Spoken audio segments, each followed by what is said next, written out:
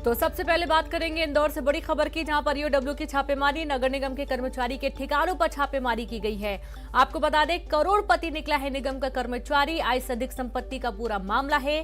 और यहां पर 2 प्लॉट, 2 मकान सहित कई संपत्तियों के दस्तावेज बरामद किए गए हैं। 4 बैंक खातों की जानकारी मिली है। तो निगम में लेखा विभाग में क्लर्क है राजकुमार साल्वी, मस्टर कर्मी के तौर पर इनकी निगम में भर्ती हुई थी।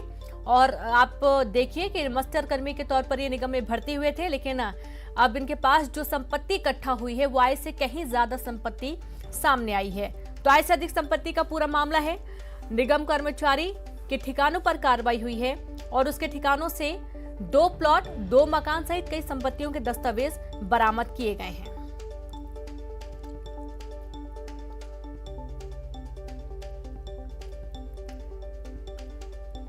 तो बड़ी खबर है इंदौर से, ईओडब्ल्यू की बड़ी कार्रवाई।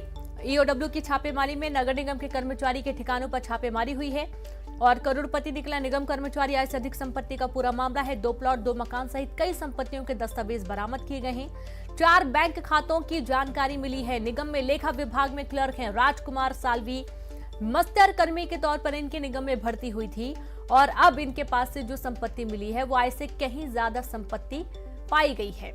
तो ईओडब्ल्यू की बड़ी कार्रवाई के दौरान नगर निगम के कर्मचारी के ठिकानों पर कार्रवाई हुई है और जब ये पूरे मामले का खुलासा हुआ तो करोड़पति निकला निगम का कर्मचारी, आय से अधिक संपत्ति के कई सारी जो आय से अधिक संपत्तियां हैं वो पाई गई हैं। निगम में कार्यरत हैं राजकुमार साल्वी के बारे में ईओडब्ल्यू इंदौर को आय से अधिक संपत्ति की जानकारी मिली थी।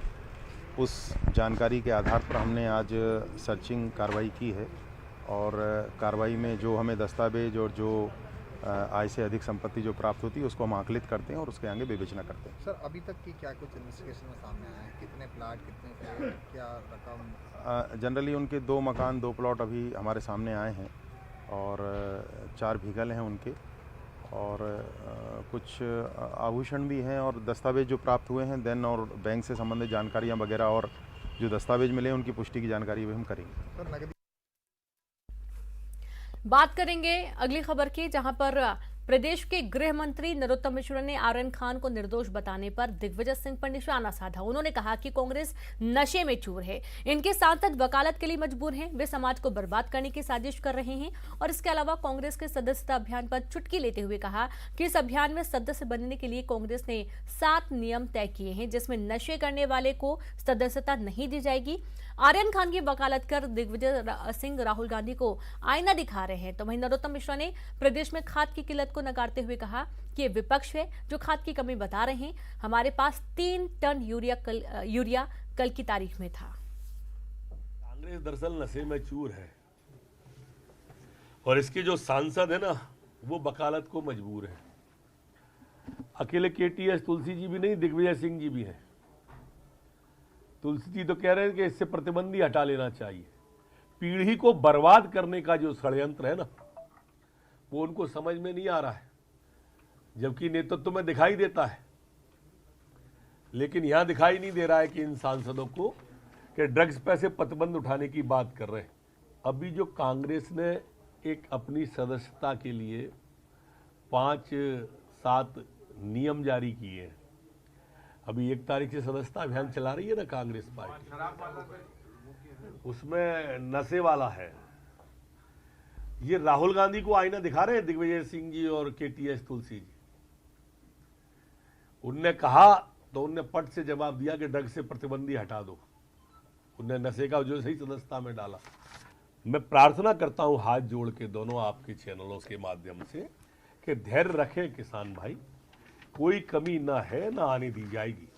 आज मुख्यमंत्री जी स्वयं इसकी समीक्षा करने वाले हैं फर्टिलाइजर की, और फिर उसको युक्तिकरण भी हो जाएगा। कहीं ज़्यादा और कहीं कम होगी तो वहाँ व्यवस्था होगी। लेकिन ये किसान के बेटे की सरकार है, ये किसानों की सरकार है और पूरी सरकार किसान के साथ है। लोगों के बहकावे में ना आए। अलीराजपुर में प्रचार खत्म होने के बाद निर्वाचन क्षेत्र में पाए जाने पर मंत्री गोविंद सिंह राजपूत के खिलाफ एफआईआर दर्ज की गई। पुलिस ने धारा 188 के तहत ये कार्रवाई की है। मंत्री गोविंद सिंह राजपूत के खिलाफ वायरल वीडियो के आधार पर एफआईआर दर्ज की गई है। महोदय का स्पष्ट आदेश था 144 के तहत कि 72 घंटे पूर्व साइलेंस जोन हो जाता है, उसके बाद जो भी बाहरी लोग हैं वहाँ से निकल जाए। उसी के तहत जो लोग भी पाए गए 6 बजे के बाद उनके खिलाफ हमने कार्रवाई करी। और पूर्व मुख्यमंत्री कमलनाथ ने ट्वीट कर सीएम शिवराज सिंह चौहान की घोषणाओं पर तंज कसा। कमलनाथ ने कहा कि शिवराज को उनकी पार्टी के नेता भी घोषणा वीर कहते हैं। उन्होंने अपने 17 साल में क्या किया? सिर्फ झूठ बोला, झूठे सपने दिखाए, झूठी घोषणाएं की। 2 नवंबर को शिवराज सिंह की उल्टी गिनती शुरू हो जाएगी और जनता उन्हें वापस जमीन पर ले आएगी।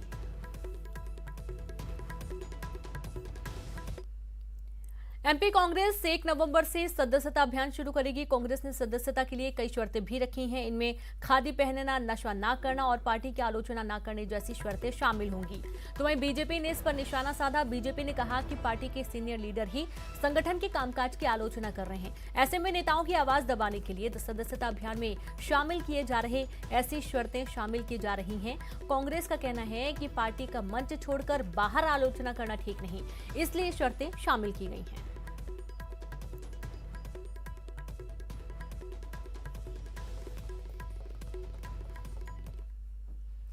बात करेंगे उपचुनाव में प्रचार के दौरान किस पार्टी ने कितनी सभाएं की, इस पर भी सियासत शुरू हो चुकी है। बीजेपी की ज्यादा सभाओं पर कांग्रेस प्रवक्ता अजय सिंह यादव ने कहा कि बीजेपी की विश्वसनीयता जनता के बीच में खत्म हो गई है।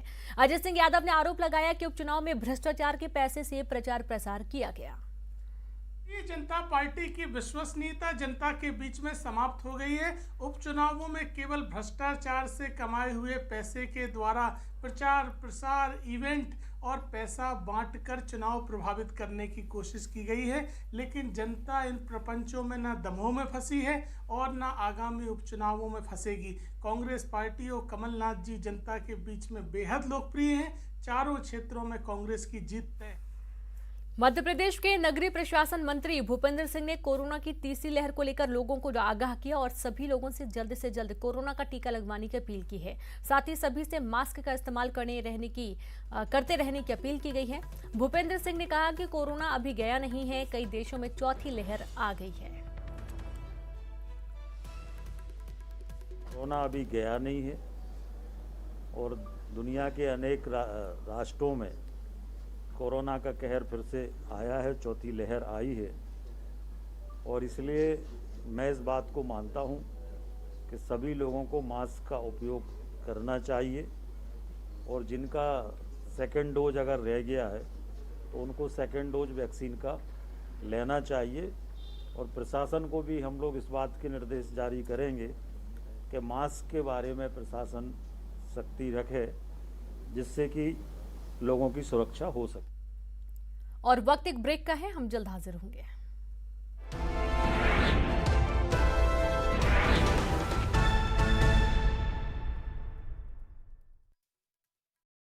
जानते हैं चल रहे आईसीसी T20 वर्ल्ड कप के कल के मैच का हाल।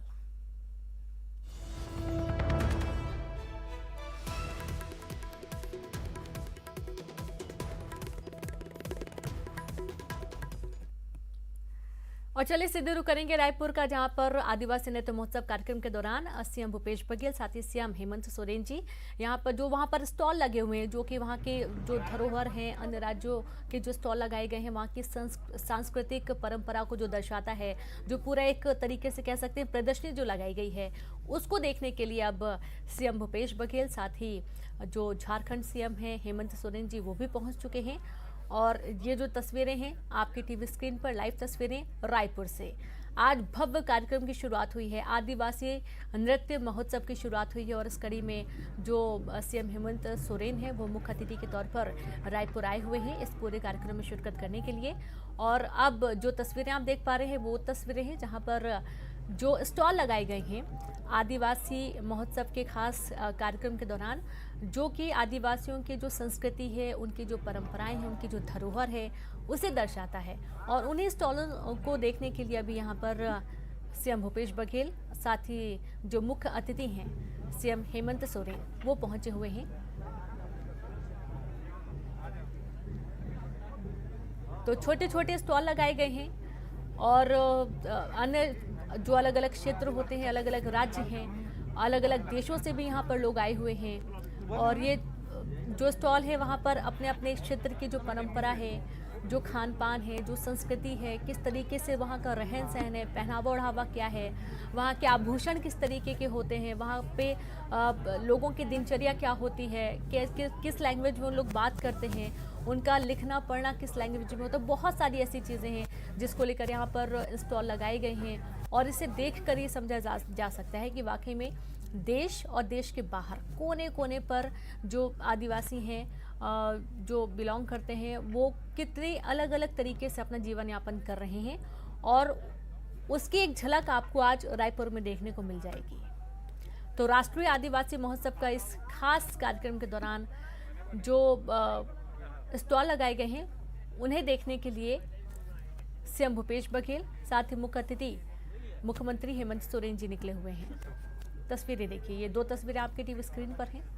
रंगारंग प्रस्तुत किए गए हैं कार्यक्रम, रंगारंग यहाँ पर आपको सब लोग अपने अलग अलग वेशभूषा में नजर आएंगे, अलग अलग गणवेश में नजर आएंगे और यहाँ पर एक अलौकिक छटा देखने को मिली इस पूरे कार्यक्रम के दौरान, जहाँ पर लैंग्वेज का बैरियर है लेकिन उससे भी कोई फर्क नहीं पड़ता है। जितने लोग भी यहाँ पर पहुँचे हुए हैं सब बहुत खुश हैं और उनका यही कहना है कि ये जो ऑर्गेनाइज किया गया है पूरा, ये आदिवासियों की जो संस्कृति है लोग इसे जाने पहचाने, इसे समझें और कहीं ना कहीं ये उनके लिए बहुत ही महत्वपूर्ण भी है ताकि उनका जो विस्तारीकरण है वो भी इससे हो, वो आगे बढ़ें। उनकी जो लैंग्वेज है आपने देखा है यहाँ पर जब हमारे सहयोगी लगातार बात कर रहे थे वो तस्वीरें भी काफ़ी अद्भुत थी। लोग बहुत खुश हैं यहाँ पर और यहाँ पर स्टॉल का निरीक्षण करने के लिए, देखने के लिए, जो प्रदर्शनी छोटी छोटी लगाई गई है उनको देखने के लिए जो मुख्य अतिथि सीएम हेमंत सोरेन है साथ ही सीएम भूपेश बघेल वो पहुँचे हुए हैं। तमाम पुख्ता व्यवस्थाएं की गई हैं, तमाम इंतजाम किए गए हैं। तो रायपुर में राष्ट्रीय आदिवासी नृत्य महोत्सव का आयोजन, राज्योत्सव का आगाज हुआ है। और अब अगली खबर का हम जिक्र करेंगे, बात करेंगे राजधानी भोपाल के एम्स में इंटर्न डॉक्टरों ने अस्पताल प्रबंधन के खिलाफ मोर्चा खोल दिया है। ये इंटर्न डॉक्टर कोरोना संक्रमण की दूसरी लहर के दौरान मिलने वाले इंसेंटिव की मांग कर रहे हैं। दूसरी लहर के दौरान के इंसेंटिव को लेकर इंटर्न डॉक्टरों ने हड़ताल शुरू कर दी है। इन्होंने एम्स डायरेक्टर की बिल्डिंग के सामने बैठकर धरना प्रदर्शन शुरू कर दी और मांगे पूरी होने तक हड़ताल जारी रखने की चेतावनी दी है। इंटर्न डॉक्टरों की हड़ताल की वजह से एम्स की स्वास्थ्य सेवाओं पर बुरा असर पड़ सकता है।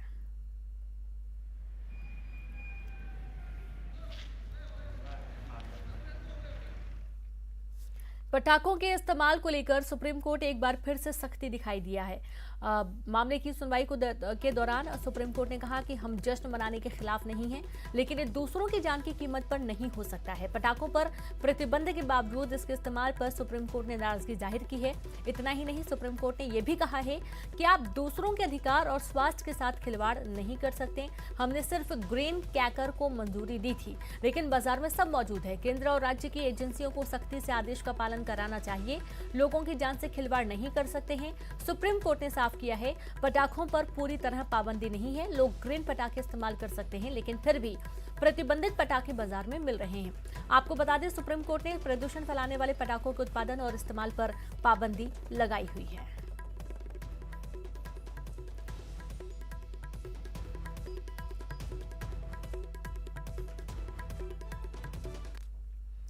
बात करेंगे कामयाबी की। कोई कहानी एक दिन में मुकम्मल नहीं होती, लेकिन ईमानदारी, लगन और सच्चा संघर्ष हो तो सफलता की कहानी एक दिन में पूरी जरूर होती है। देश में श्वेत क्रांति यानी कि दूध क्रांति लाने वाले अमूल का सफर गुजरात के सिर्फ 2 गांवों से शुरू हुआ था और 75 साल का हो चुका अमूल पूरे देश के साथ आजादी के अमृत महोत्सव की खुशियां मना रहा है। आइए आपको रूबरू करवाते हैं अमूल की सफलता के सुनहरे इतिहास से।